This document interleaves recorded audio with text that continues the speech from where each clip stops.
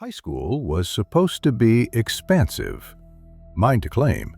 Instead, one night compressed my world to the dimensions of a mailbox and the frosted oval of our front door. The darkness beyond our streetlight held secrets that whispered my name.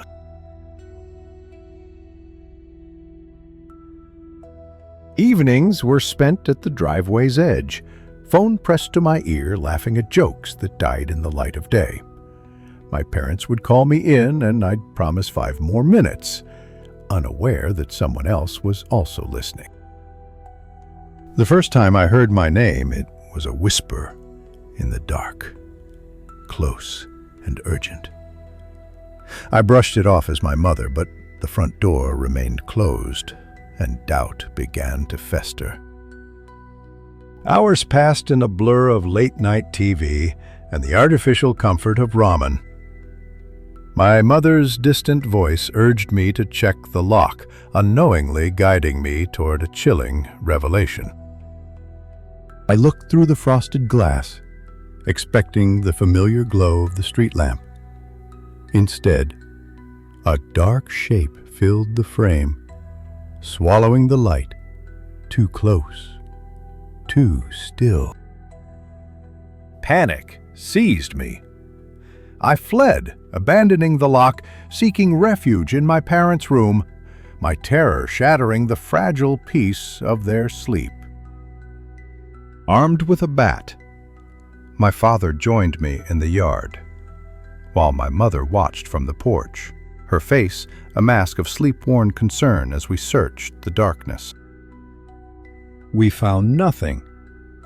The yard was empty, patient, as if waiting for us to tire. The darkness felt thicker, more oppressive than ever before.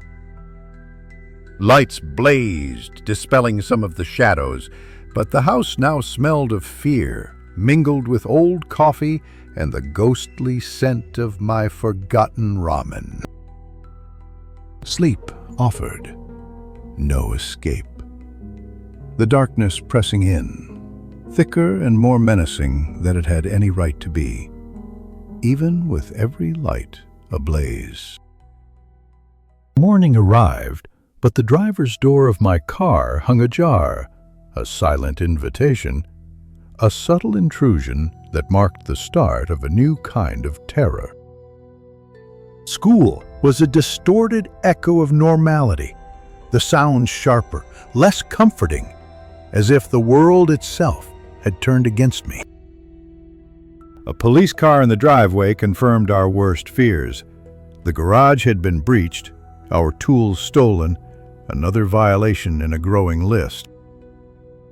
The intruder moved like a shadow, unseen, unheard, leaving no trace but the lingering sense of being watched, a ghost in our ordinary world. Someone had been closer than the street, longer than a few minutes on the driveway. Someone had baited me with my own small rebellions. The worst thing wasn't the stolen tools or the open car door, but the knowledge of being watched, of mistaking a predator's voice for my mother's. What keeps me awake now is the memory, a patch of darkness sliding across the glass, swallowing the streetlight, an absence shaped like a person. I replay it. A domestic terror that grows larger when I'm alone, trapped in the echo of that night's ordinary horrors. The field still exists, a place where it's easy to disappear.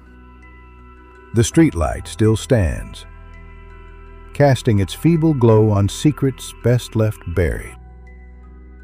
The oval of glass still lets in broken pieces of other people's shadows, a constant reminder of what lurks just beyond the door.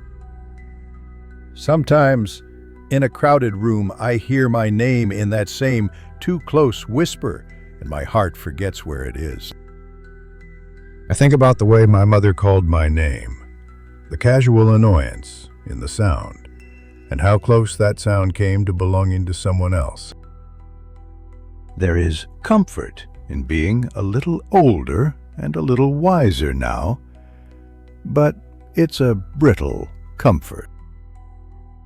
And somewhere inside that ordinary arrangement of wood and late-night lights, someone practiced being quiet until the night swallowed him whole. The echoes of that night still haunt the ordinary corners of my life. Carry the weight of that unanswered threat, a constant companion in the quiet moments. The darkness reminds me that the unseen is always present, a lurking presence just beyond perception. The whisper of my name, once a summons to safety, now echoes with the promise of something far more sinister. The house, once a sanctuary, now feels like a prison. Each creak and groan a reminder of the intruder's presence. I live with the constant awareness that the ordinary can be shattered in an instant. The door, once a boundary, now represents a threshold to a world I never wanted to know.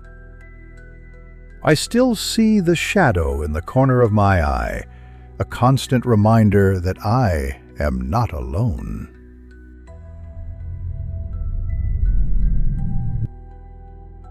The fear remains, a dark stain on the canvas of my life. And I know that the someone on the other side of the door is still there, waiting. The night has swallowed him whole, and I know that one day it will swallow me too.